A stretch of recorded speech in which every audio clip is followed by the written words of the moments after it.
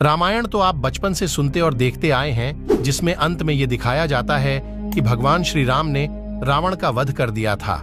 किंतु अगर हम आपसे कहे कि रावण मरा नहीं बल्कि आज भी जिंदा है, अब आप सोच रहे होंगे कि आखिर यह कैसे हो सकता है। लेकिन आप मानो या ना मानो, रावण आज भी जिंदा है। परंतु सवाल ये उठता है कि आखिर रावण है कहाँ? ये जानने के लिए इस वीडियो को पूरा देखिए, क्योंकि इस वीडियो में हम आपको बताएंगे रावण कहाँ और किस हालात में है।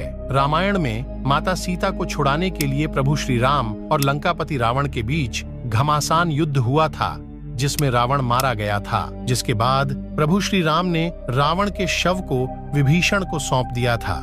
लेकिन यह कोई नहीं जानता कि विभीषण ने रावण के शव का क्या किया, क्योंकि किसी को रावण के अंतिम संस्कार का कोई भी साक्ष्य नहीं मिले हैं, ना ही इस बारे में किसी को जानकारी है। इसीलिए हर कोई जानना चाहता है कि आखिर उसके शरीर का क्या हुआ। लेकिन आप यह सुनकर हैरान हो जाएंगे कि रावण का शव आज भी सुरक्षित रखा गया है। भले ही यह बात आप ना मानो, पर आज हम आपको कुछ ऐसे सबूत दिखाने जा रहे हैं जिसके दम पर आप यह मान सके कि रावण आज भी जिंदा है। शोधकर्ताओं की माने तो श्रीलंका में रावण के होने के सबूत मिले हैं। श्रीलंका के रामायण अनुसंधान कमेटी का दावा है कि उन्हें श्रीलंका के जंगलों के बीच एक गुफा में एक शव मिले हैं। करीब 8000 फीट ऊंचाई पर बने इस गुफा में रावण पूजा पाठ और यज्ञ किया करते थे। इसी गुफा में रावण की मम्मी रखी गई है। जिस ताबूत में रावण के शव को रखा गया है, उसकी लंबाई 18 फीट और चौड़ाई 5 फीट है। रावण के शव के ऊपर एक खास तरह का लेप लगाया गया है, जिस वजह से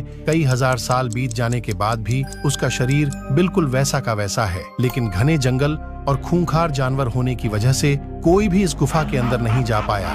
लंका विजय के बाद भगवान राम ने लंका समेत रावण का शव विभीषण को सौंप दिया था। लेकिन सत्ता संभालने की जल्दबाजी में वे रावण का अंतिम संस्कार करना ही भूल गए और शव को वैसे ही छोड़ दिया। कहा जाता है कि इसके बाद राक्षसी कबीले के लोग रावण के शव को अपने साथ ले गए, क्योंकि उनका ये मानना था कि लंकापति रावण फिर से जिंदा होंगे, और उन्होंने शव को उस गुफा में ले गए जहां रावण यज्ञ किया करते थे। राक्षसों ने रावण को जिंदा करने की बहुत कोशिश की, पर वे असफल रहे।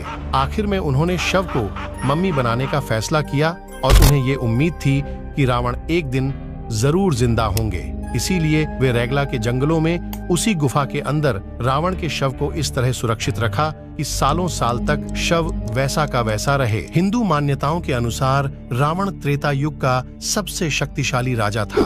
उसे अपनी ताकत का बहुत ज्यादा घमंड था, जो आखिरकार उसे ले डूबा। घमंड की वजह से रावण ने भगवान राम की पत्नी मां सीता का हरण किया। लाख समझाने पर जब वह नहीं माना तो भगवान राम और रावण के बीच भयंकर युद्ध हुआ। रावण के पास बहुत शक्तिशाली सेना थी। इसके बावजूद अहंकार की वजह से रावण मारा गया।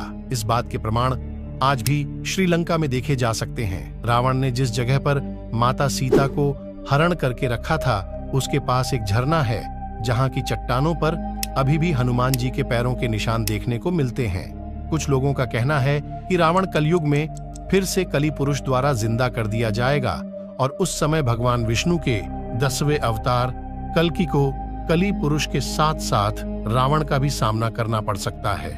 रावण हर समय खोज और आविष्कार को ही महत्व देता था। वह नए नए अस्त्र शस्त्र और यंत्र बनवा कर रहता था। कहते हैं कि वह स्वर्ग तक सीढ़ियां भी बनवाना चाहता था।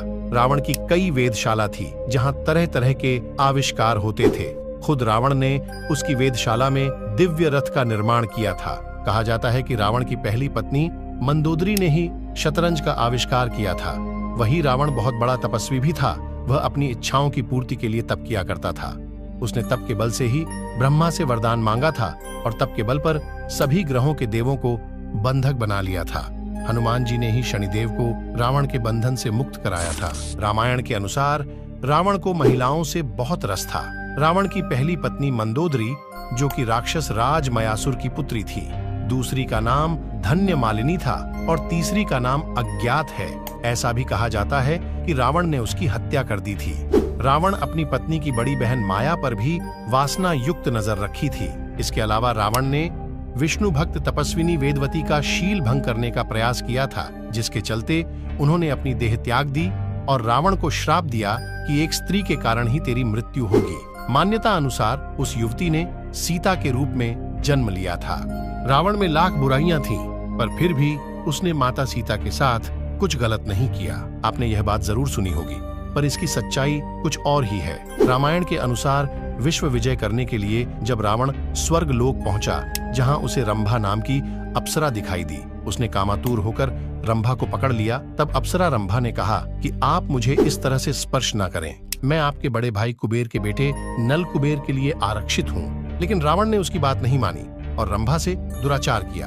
यह बात जब नल कुबेर को पता चली तो उसने रावण को श्राप दिया कि आज के बाद रावण बिना किसी स्त्री की इच्छा के उसको स्पर्श नहीं कर पाएगा, और यदि करेगा तो उसका मस्तिष्क 100 टुकड़ों में बट जाएगा। यही असली वजह थी कि रावण कभी भी माँ सीता को स्पर्श नहीं कर पाया। यहाँ तक कि जब रावण ने माँ सीता का अपहरण कर श्रीलंका लेकर आया तो रावण की पत्नी मंदोदरी ने बार बार रावण को चेतावनी दी थी कि सीता जी को राम को लौटा दे, अन्यथा हमारी कुल का विनाश होगा।